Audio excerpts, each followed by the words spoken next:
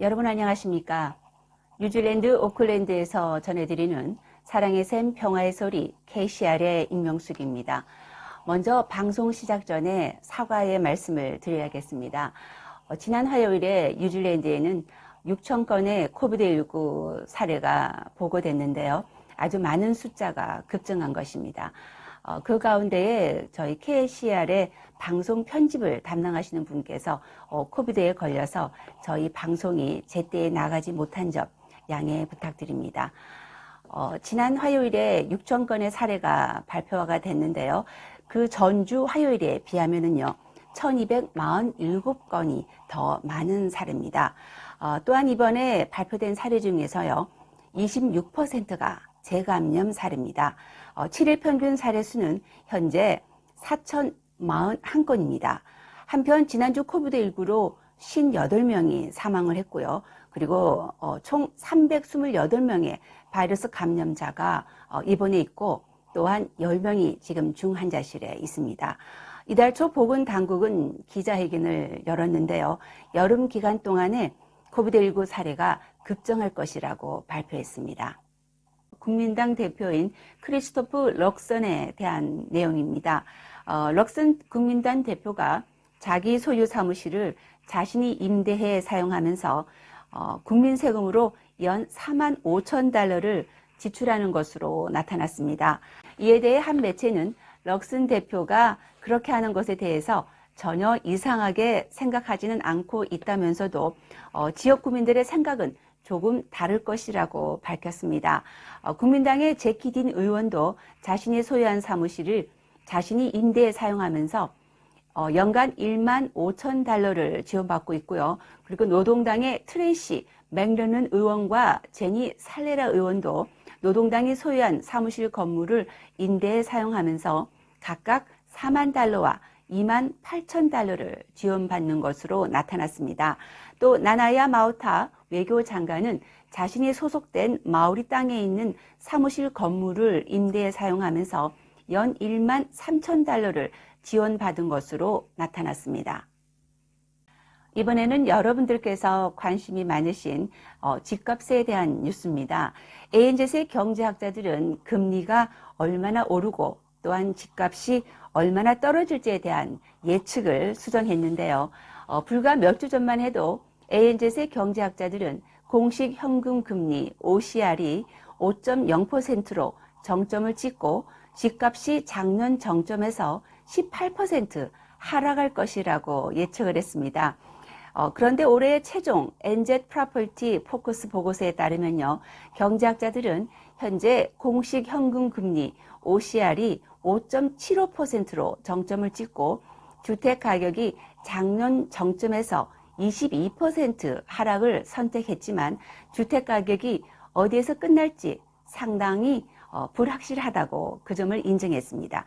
ANZ의 경제학자들은 현재 주택시장의 집값 조정이 절반 정도이고 또한 내년 3, 4분기쯤에 아마 주택가격이 바닥을 칠 것이라고 추정을 했는데요. 이런 가운데 지난 10월이 거의 1년간의 지속적인 주택 하락이 멈춘 달이었습니다. 아주 이상한 일이었죠.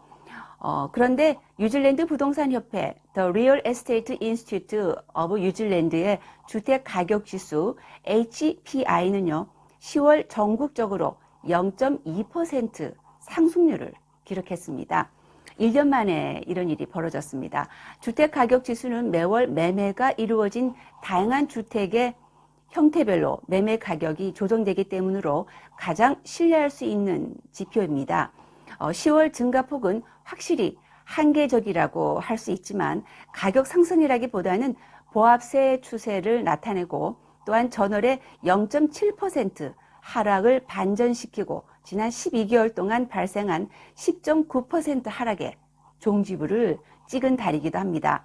10월의 수치가 집값 상승의 복귀를 나타내는 것인지 아니면 하락을 계속하기 전에 숨을 잠시 돌리는 건지 또는 가격 안정기에 시작을 나타내는 것인지를 알기에는 너무 이르다고 할 수 있고요. 이 한 달 수치가 흐름을 만들지는 않을 것으로 보입니다. 계속해서 부동산 소식입니다. 바프덴 톰슨의 최신 경매에서 제공되는 부동산의 수가 약간 증가한 반면에 판매된 수는 약간 감소했습니다.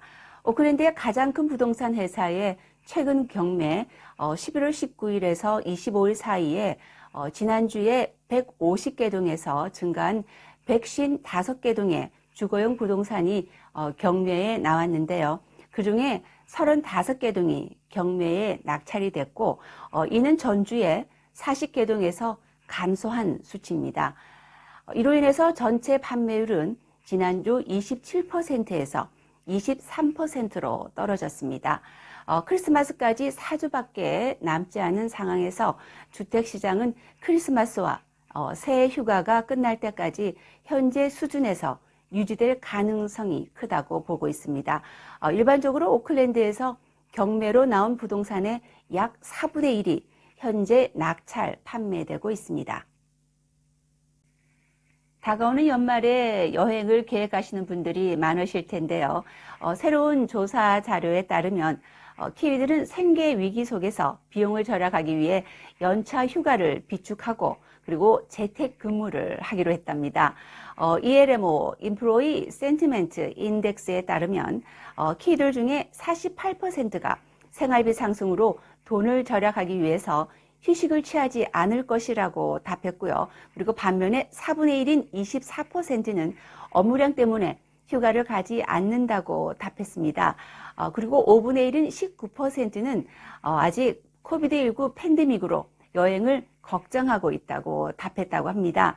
ELMO는 9월 말까지 키위 직원 5명 중에 1명이 4주의 연간 휴가 일수보다 더 많이 휴가 일수를 적립한 것으로 나타났습니다. 직원들의 평균 연간 휴가 일수는 22.5일이고요. 그리고 10%는 2개월 이상의 연차 휴가를 갖게 된다고 합니다. 뉴질랜드 정부가 러시아의 우크라이나 침공과 관련해서 블라디미르 푸틴 대통령 2딸에 대한 제재를 발표했습니다.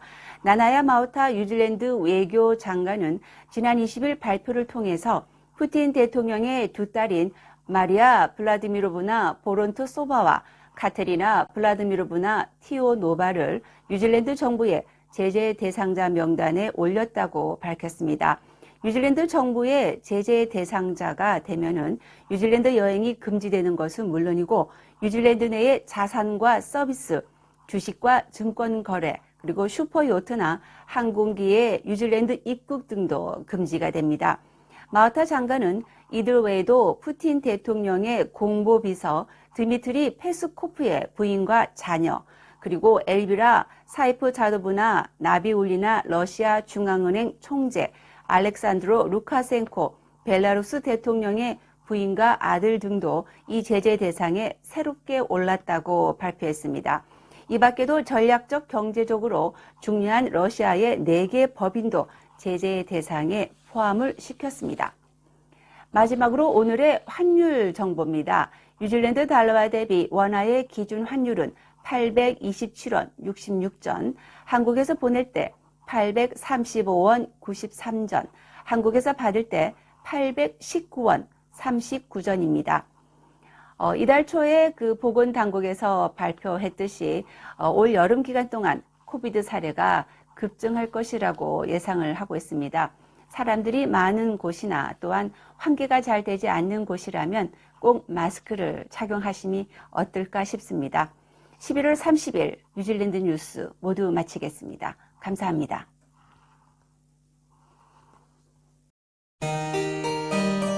다이너스픽에서 NGQ에서 승인한 무료 영어 코스를 준비하세요. 한국어 문의는 027-514-6408로 하시면 됩니다. 감사합니다.